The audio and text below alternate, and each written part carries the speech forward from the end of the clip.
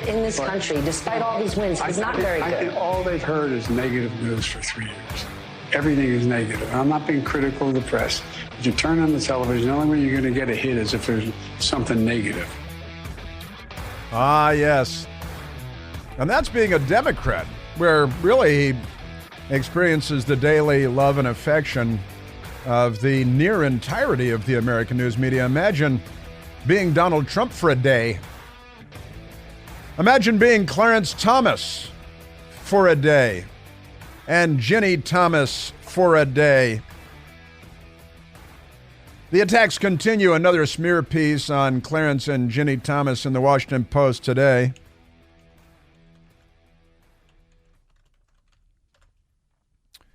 It's a party paper, you know. By the way, no small affair. Today is what our parents called VE Day. That is not the Democrats. What, VD Day? No, Victory in Europe Day, when my father among them, a great many Americans, uprooted their lives and went over to Europe to smash Adolf Hitler and his Socialist Workers' Party, which was, of course, committing genocide against the Jewish people and the Gypsy Romana people and, gay people and, massacring much of Europe in the name of bringing about their incredible dream. The National Socialist German Workers' Party. We know it's in Germany. It's the National Socialist Workers' Party. We know it's national. It's a Socialist Workers' Party. Adolf Hitler. And keep in mind, as Benito Mussolini said, fascism is the melding, the marriage of, the mingling of state and corporate entities. And I think we saw that on the lead up to the 2020 election, didn't we, with the Democrat Party and the FBI telling Twitter and Facebook total information dominance to not share those nasty Russian disinformation stories about Hunter Biden's laptop. Our fathers, my father anyway, had to fight the fascists and smash them. And of course, Dwight David Eisenhower, Supreme Allied Commander in Europe, who became a Republican president, who had to send the 101st Airborne down to Little Rock, Arkansas, to move a big, fat Democrat governor, Orville Faubus, out of the front door of the Central High School there. But today, May 8th, a very important day in American history, 78 years ago today, we were able to declare VE Day, Victory in Europe Day, and still weren't done because the Japanese were still ripping it up in Asia and the Pacific, and VJ Day would follow, but VE Day. And, if you got a World War II veteran anywhere around you, you know one, you can call him somewhere. If he lives in Colorado or in Montana or in Texas, call your World War II vets. Again, 78 years ago now. So if you fought in World War II, you got some miles on you today, right? But today is it. It's VE Day. Great stuff. That sailor kissing the nice lady in Times Square, famous, iconic photograph. It's VE Day. Victory in Europe. As most or many of you know, my father, who died when I was very young, was a Navy fighter pilot in WWII, World War II, and fought in the European Theater of Operations and the Pacific Theater of Operations. So God bless America, and raise a glass today. I'm not saying start drinking now. Maybe, wait for a little while. But raise a glass. You could raise a glass of Pellegrino too, if you'd like. And honor the greatest generation. Smashed fascism. Which Benito Mussolini said, you could call it corporatism, he said. The melding, the marriage of state and corporate power, like the Democrat Party and their relationship with the information oligarchs in the United States of America at Twitter and Facebook. They were so angry when Twitter was taken away from them, weren't they? Yes, they were. Why? Why do you think that is? And remember what Vladimir Lenin said, the goal of socialism is communism. That's what Vlad the Impaler said. He knew a thing or two about it. You know, the Union of Soviet Socialist Republics, that was socialism. Adolf Hitler, the National Socialist German Workers' Party, they're in Germany. They're a Socialist Workers' Party. Make no mistake. Yes, sir. And Benito Mussolini knew a thing or two about it too. So God bless America and the greatest generation and members of the United States military that have fought and sacrificed, been wounded and died and suffered with the memories of combating communism in Vietnam, in Korea, around the world. America standing up, Ronald Reagan standing up to the Soviet Union. America, the greatest country in the world. If not for us, the world, and this is actually true, if not for the United States of America, the entire planet would be one contiguous slave state, totalitarian state. That's no joke. That is a fact. Were it not for us, Britain would have eventually lost to the Socialist Workers' Party. And man, oh man. Thank God for us. Literally. Yes, sir. All right, let's get to Joe Biden. Is he old enough to be a World War II veteran? Not quite, I think, but perhaps close. You're a Democrat Party. That's right, Benito Mussolini said fascism is the merger of state and corporate power. I looked it up at the Chicago Public Library for the Benito Mussolini quote. Fascism is the merger of state and corporate power, and what we have now is tantamount to fascism. And the fascists called, Benito Mussolini was the leader of the socialist movement in Italy, and then late in his career jumped on the fascist bandwagon, saw Hitler and his Socialist Workers' Party doing well in Nazi Germany. The Nazis were the Socialist Workers' Party. Make no mistake. It's not what they teach at Harvard, because it's true. Now let's get back to the dim-witted president of the United States. Make some note of VE Day today, and thank the United States of America. Now the enemy is within. And, the McCarthyism of it all, blaming, oh, you're a Russian agent. That's, honestly. Tulsi Gabbard, a Democrat congresswoman from Hawaii who served in the United States military, still in the reserves. I think she's a lieutenant colonel now, served in Iraq. And Hillary Clinton said that she was a Russian operative or Russian agent. Completely insane. Man. And they call it, and Trump, he's a Russian. Anybody that, oh, you're Russian. Tucker Carlson is a Russian agent, a Russian operative. That is just communism. It is McCarthyism. It is a horror show. All right, let's get to the dim-witted president of the United States, because there is a new poll out. And I want to share some of this ridiculous fluffer interview that MSDNC did too. Man, oh man. Let's go to soundbite number 2. Stephanie Ruhle, R-U-H-L. Ruhle? Maybe a few more rules?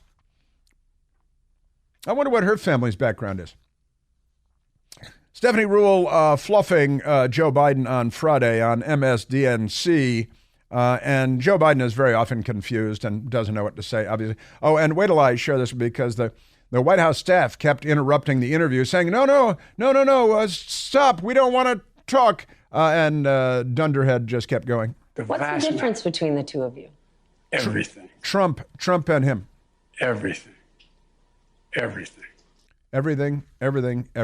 Period.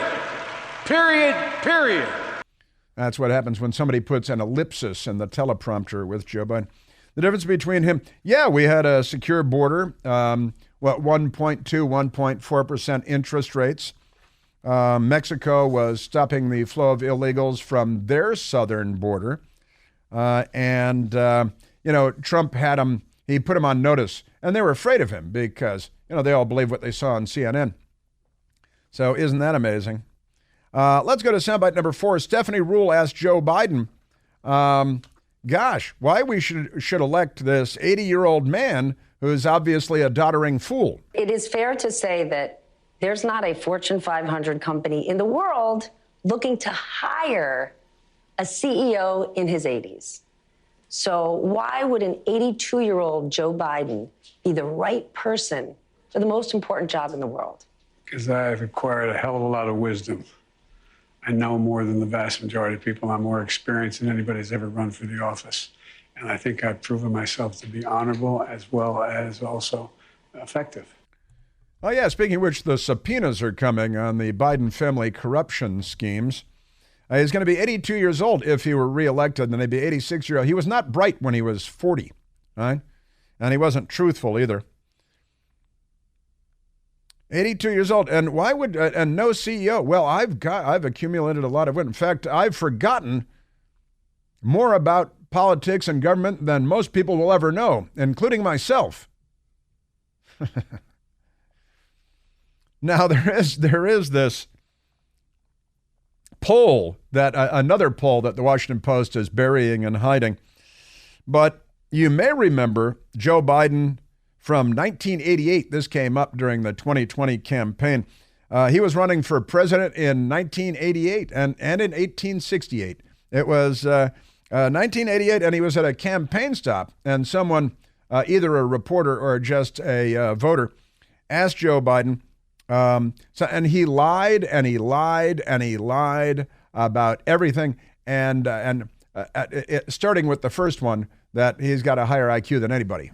I think I probably have a much higher IQ than you do, I suspect. I went to law school on a full academic scholarship, the only one in my class That's a lie. A full academic scholarship.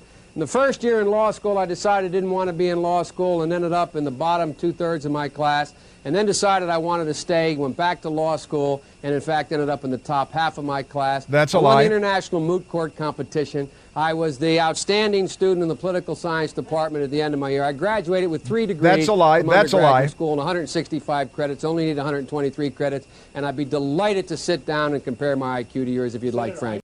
My IQ to yours. He's low IQ theater. He's low IQ Joe. He did not graduate with 3 degrees. He did not attend law school on a full scholarship. He did not graduate in the top half of his class. He did not graduate with an excessive number of credits. Only an idiot would do that. Hey, I only need 128 to graduate. I got 164. I could have graduated last year, but I was too stupid. The guy is a complete meatloaf, and he has been for a very, very long time. And I'm going to get to Hunter Biden because there's a lot of news on Hunter Biden.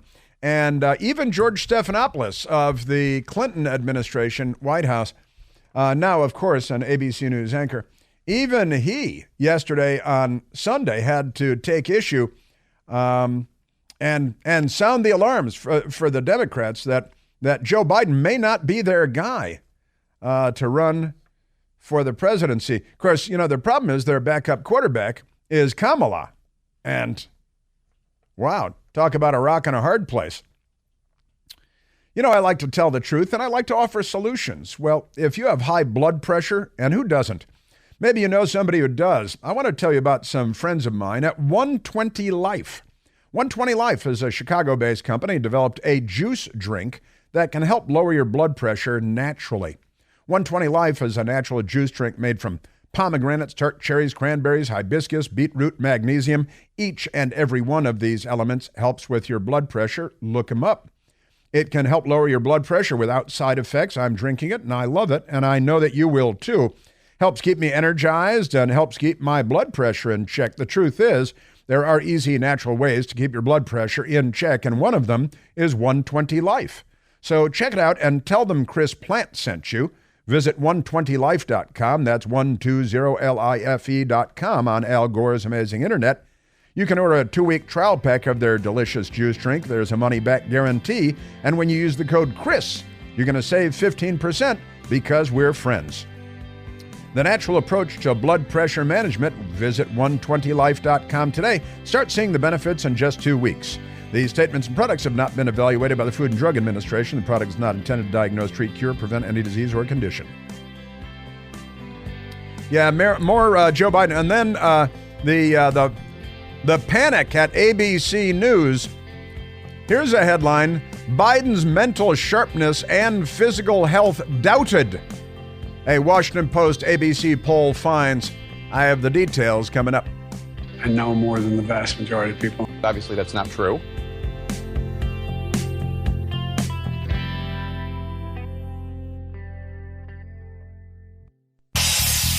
Hey, Chris here with some exciting news.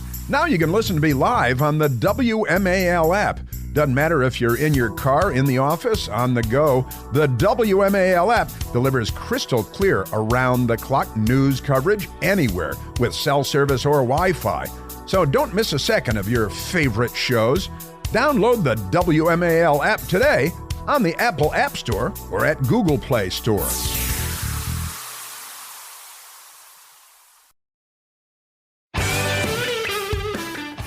All right, let's get back to Joe Biden and the fluff job done by Stephanie Ruhle at MSNBC. This is, Joe is very proud of his crackhead, Russian hooker, paying, stripper, knocker-upper, paternity denying, international organized crime family leader Hunter Biden, and that came up on Friday. Sir, there is something personal that's affecting you. Your son, while there's no ties to you, could be charged by your Department of Justice. No ties to you. How would that impact your presidency? Lie. First of all, my son's done nothing wrong. He's done I trust him. I have faith in him, and it impacts my presidency by making me feel proud of him. Proud of him. I wonder what makes him most proud. Is it the pictures of him in a bathtub, unshaven, smoking a crack pipe with the hookers? Maybe it's arguing with the Russian prostitute in the hotel room that he doesn't beat her much, so she should be happy. I was literally saying, I'm sorry that it took so long to give you $10,000. Do you have any bruise? Anything? Have I ever touched you in a bad way? Ever? Have I asked you every time if I could touch you? He's the Gentleman John. That's what they call him, Gentleman John, because he brings the crack. He's got the $10,000. Have I ever beaten you and bruised you and left you battered and bruised on the side of the road or in a dumpster where my brother's widow, who I was dating, threw my pistol? I'm more respectful than anyone you've ever met. More respectful than anyone she's ever met? That's rather presumptuous. Joe Biden is very proud, very proud. Look, Hunter has been the front man, bringing in the millions and millions of dollars for the Biden organized crime family. And I've got an update for you on that, too, from Congressman Comer.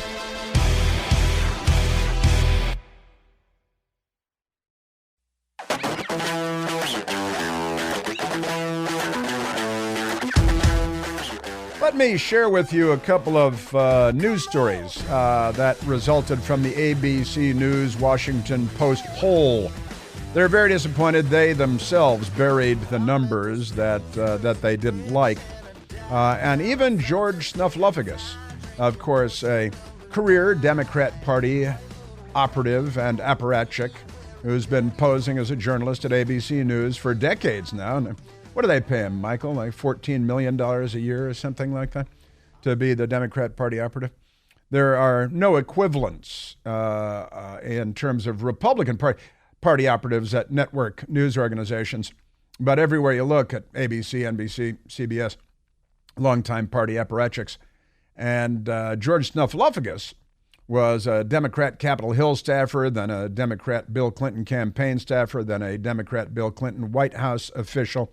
And then as soon as he left that, he was instantly a journalist.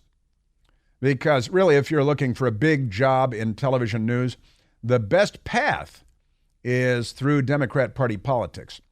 Chunk Todd was a Democrat Senate campaign staffer. Chunk Todd's wife is a Democrat Party political operative who has taken in millions of dollars for work with, for example, the Bernie Sanders campaign. Remember, Bernie Sanders had that volunteer who was a suicide attacker that shot Congressman Steve Scalise, tried to kill Senator Rand Paul and then Congressman Ron DeSantis on that baseball field, along with many other Republicans. It's good to be a Democrat.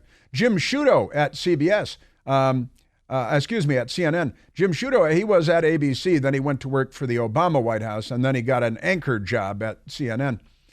And then Jake Tapper is a former Democrat Capitol Hill staffer.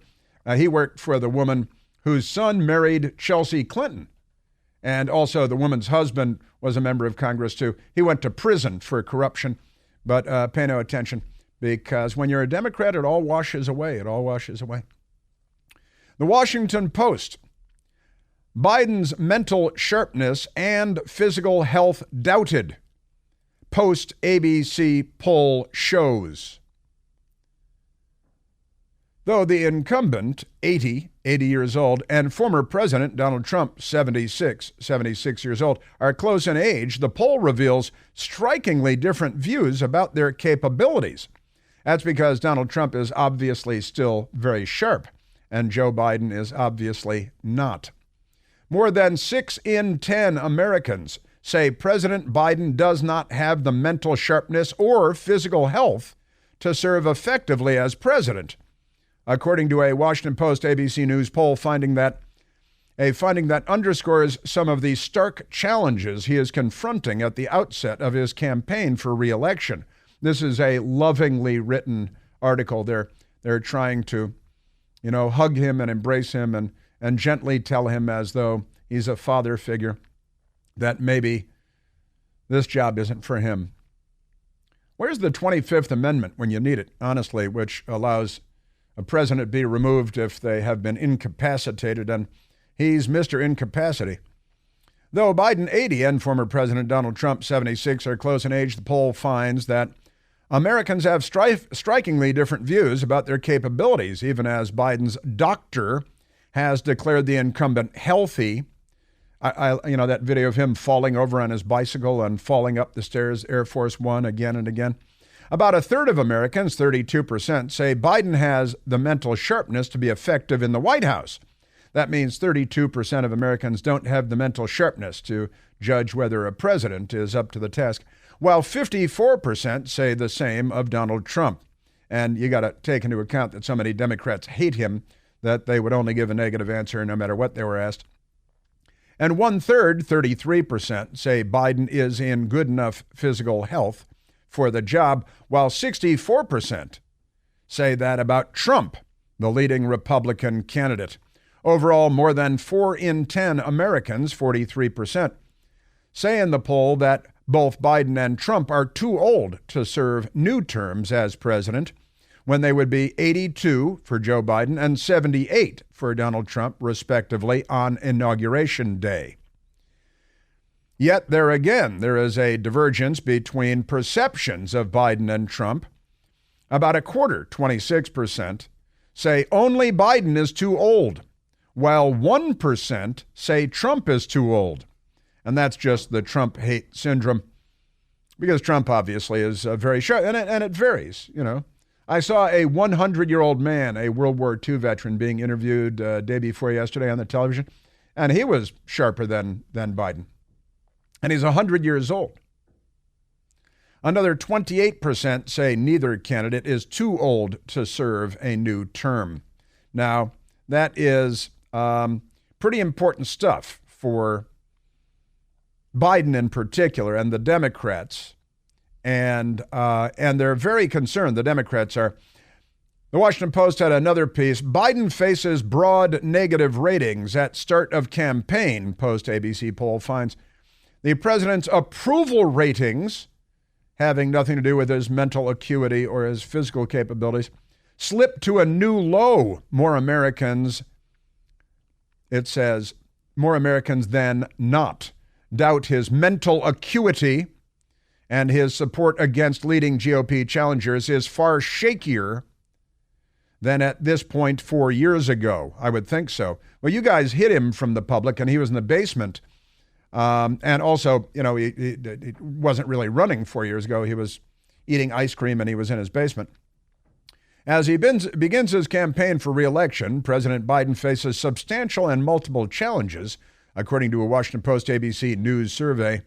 His overall approval ratings have slipped to a new low. More Americans than not doubt his mental acuity, and his support against leading Republican challengers is far shakier than at this point 4 years ago. That's it's at the top of the story, and then they have it again. Former President Donald Trump still forming a field of candidates for the Republican nomination, receiving about twice as much support as Florida Governor Ron DeSantis, who has not declared that he's running. But Trump carries his own baggage. Now they got to attack Trump for a little while before they get to the fact that Trump is whooping Joe Biden in the polls. And that's why they're burying it, because they hate it.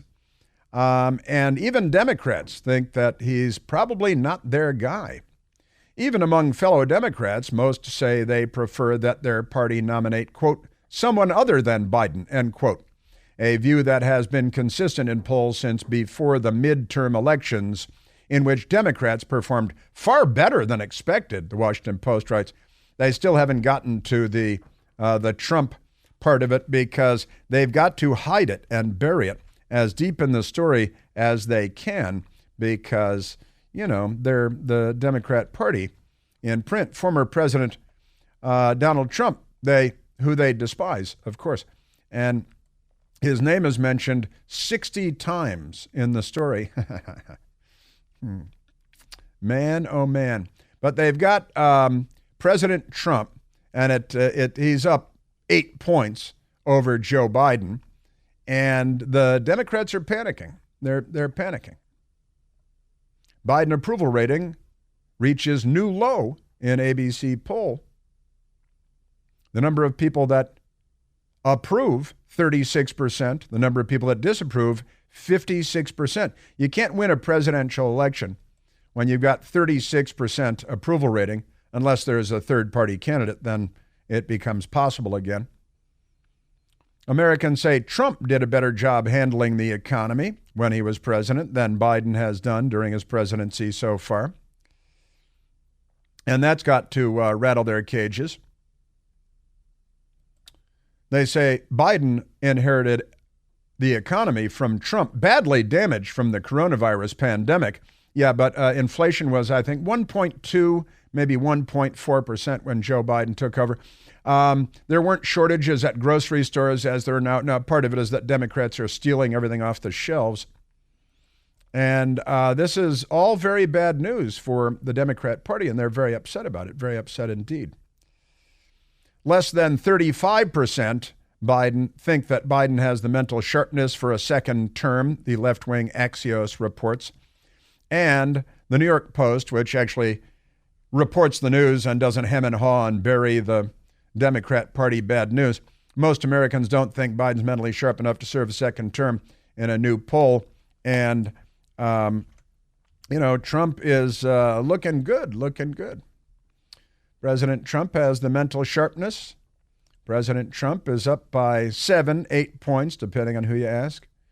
And the Democrats are freaking. Now let's go to Snuffleupagus. ABC this week, and with a Clinton administration official, as it's called, George Snuffleupagus. Gosh, these polls aren't looking good for us, the Democrats. President Biden pushing back on questions about his age from Stephanie Ruhle as he bids for re-election. Pushing back. One of the big challenges he faces now more revealed by our brand new poll. Political director Rick Klein here to break it down. And Rick, this poll is just brutal for President Biden. It's brutal. It's just brutal for President Biden. They have their political guy. He's a Democrat too. His name is Rick Klein. It's good to be a Democrat because all the news media around you, they're looking to do whatever helps you out. Here's Rick Klein. You talked earlier about that record low approval rating for President Biden. It's actually 6 points down just since February. And the skepticism over his leadership extends deep inside his own party. Only 36% of Democrats think that their party should nominate Joe Biden for a second term. 58% say they would support someone else or prefer someone else. That's despite the fact that the entire DNC and most of the Democratic establishment has rallied behind President Biden. Yeah, well, they're the establishment, and he's their sock puppet. And whoever is really behind the curtain pulling the strings, presumably Barack Obama from one of his many multi-million-dollar oceanfront mansions, completely unconcerned about rising oceans, rising level of the sea. Rick Klein with his pal, Clinton administration official George Stephanopoulos. Biden carried independents by 13 points against Donald Trump. He is now trailing Trump by 9 points among those same voters. He carried black voters by 75 points in 2020. Now he is up just 35. That may sound like a lot, but the fact of the matter is, in modern politics, that is not the kind of number that a Democrat needs to be victorious. Especially when they run an almost purely racist, racially divisive campaign. And the Democrat Party, ironically, party of Jefferson Davis, Nathan Bedford Forrest, and Jim Crow. Wake up, wake up, wake up, honestly. And then there's another dimension to all of this. Dementia? No, dimension. Not dementia. Another dimension to all of this. And this is a big deal, too. Congressman James Comer, he stepped out yesterday and said, listen, he is going to hold a press conference on Wednesday. James Comer, he's been investigating Biden family corruption. They've got two whistleblowers on Capitol Hill, one out of the Internal Revenue Service, which the Obama-Biden administration used against their political enemies. You may remember, if you had the word patriot in your organization or Tea Party, they sidelined you on the Obama re-election campaign, using and abusing the IRS, right? Lois Lerner, remember her? So IRS whistleblower saying, hey, there's all this stuff going on with Hunter Biden and the Biden family. They got 9 or 12 Biden family members been sucking in tens of millions of dollars, as it turns out, from foreign countries, in many cases, let's politely say, adversaries of the United States of America, for no-show jobs. What business are the Biden family members in that they're being paid millions of dollars by people in Ukraine and China and Russia? What exactly is their company? What services do they provide? Nobody knows the answer to that. Hunter Biden worked in the gas industry? No. Does he speak Ukrainian? No. Does he speak Russian? No. Speak Cantonese? No. What services are being provided by members of the family? And the FBI and this, Delaware thing, they keep telling us, oh, he's a Trump appointee. That's deception extraordinaire. And here is James Comer yesterday saying, the FBI better not announce these lily-livered, limp charges against Hunter Biden in the next few days before Congressman James Comer and Congressman Chuck Grassley hold their press conference on Wednesday announcing findings. And they have receipts now. They have, that's the word that keeps being used, they have not only emails, but bank records that they plan on going public with on Wednesday. And they're telling the FBI and the Department of Justice, don't come up with your phony, like taxes and didn't fill out the gun form properly so he can pay a fine and get back to the Russian hookers.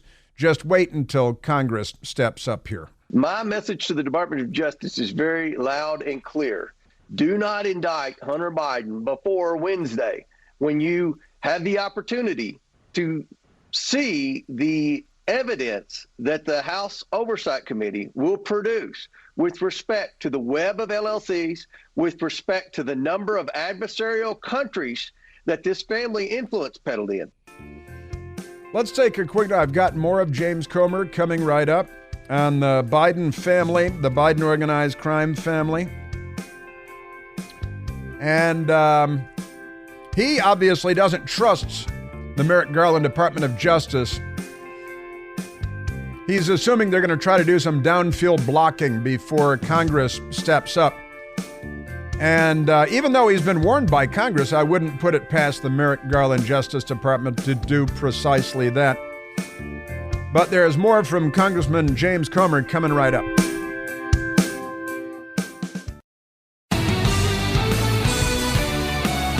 Yeah, Congressman Comer is concerned that Democrats are ginning up a slap on the wrists scenario out of the corrupt Justice Department. And he's got something to say about that because he's got bank records and he's planning on blowing the lid off the thing on Wednesday, he says. Obviously, the president's son's committed many crimes. I mean, you're looking at potential money laundering. Jonathan Turley comes on Fox all the time and talks about he was essentially a foreign agent for countries like China. He's an unregistered foreign agent. Those are serious crimes. You've got the possible racketeering. I mean, the list goes on and on and on. And again, Maria, it's not just the president's son. And we don't believe these countries were paying the Biden family for nothing. We believe they were getting a return on their investment, and the return on the investment would have been policy decisions for then Vice President Joe Biden and current President Joe Biden. There's another member of Congress on the television saying that they've tracked about $30 million coming to the Biden family from foreign interests. For what exactly? They have no talents, obviously. In California, the Democrats are now promising $1.2 million in reparations for each and every African American. Congresswoman Barbara Lee is a radical left-winger from California. Reparations are not only morally justifiable, but they have the potential to address long-standing racial disparities and inequality. The possibility. And then at the hearing, the Reverend Tony Pierce has a big idea. He says $1.2 million per African-American person is not nearly enough. The equivocal number from the 1860s for 40 acres today is $200 million for each and every African American. 40 acres adjusted for inflation is $200 million, provided those 40 acres are in Manhattan or in Beverly Hills. Then you got the $200 million equation there adjusted for inflation. By the way, it was the Republicans that had proposed 40 acres and a mule for African Americans after the Republicans freed the slaves from the Democrats. And it was the Democrats that then put the kibosh on the whole 40 acres and a mule thing. Not that we report history accurately, because the Democrats have secured information dominance and they get to airbrush their own history out of American history. See you tonight on Newsmax.